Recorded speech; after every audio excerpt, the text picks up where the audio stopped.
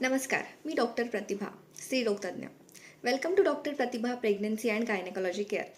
तर आज आपण बोलणार आहोत एक शांत आणि महत्त्वाच्या विषयावर. मेनोपॉजनंतर हाडं कमजोर होणं. पडले आणि हाड मोडलं हे वाक्य खूप जणांनी ऐकलं असणार. तर हे अचानक होत नाही, ही एक हळूहळू घडलं जातं. मेनोपॉजनंतर हाडं का कमजोर होतात? तर मेनोपॉजनंतर इस्ट्रोजन हॉर्मोन जो शरीरामध्ये कमी होतो आणि हा हॉर्मोन हाडं मजबूत ठेवायला महत्त्वाचा आहे. ते कमी झालं की हाडांची डेन्सिटी कमी होते, हाडं ठिसूळ होतात आणि फ्रॅक्चरचा धोका देखील वाढतो. तर हाडांना मजबूत ठेवण्यासाठी काय खावं? कॅल्शियम रिच डाएट, ज्यामध्ये दूध, दही, तीळ, रागी, हिरव्या पालेभाज्या ह्या सर्व गोष्टी. सकाळचं कोवळं ऊन जे विटॅमिन डी मिळवतं आणि डॉक्टरांनी सांगितलेली सप्लिमेंट्स, कारण विटॅमिन डी शिवाय कॅल्शियम काम करत नाही.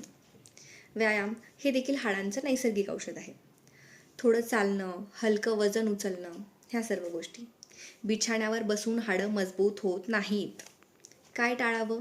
तर धूम्रपान, जास्त अल्कोहोल, फार जास्त चहा किंवा कॉफीचं व्यसन असेल तर त्या गोष्टी.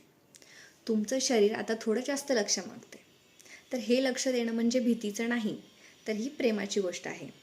आणि डॉक्टरांना भेट कधी द्यावी?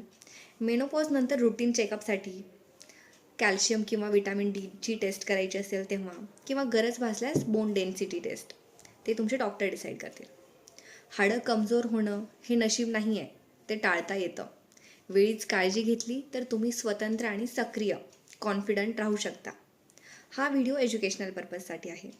व्हिडिओ आवडला तर लाईक, शेअर आणि सबस्क्राईब करा. काही प्रॉब्लेम असल्यास कृपया तुमच्या डॉक्टरांशी संपर्क साधावा. पुढच्या व्हिडिओमध्ये आपण मेनोपॉजनंतर वेट का वाढतं आणि ते कसं कंट्रोल करायचं ह्याविषयी बोलणार आहोत. Thank you for watching.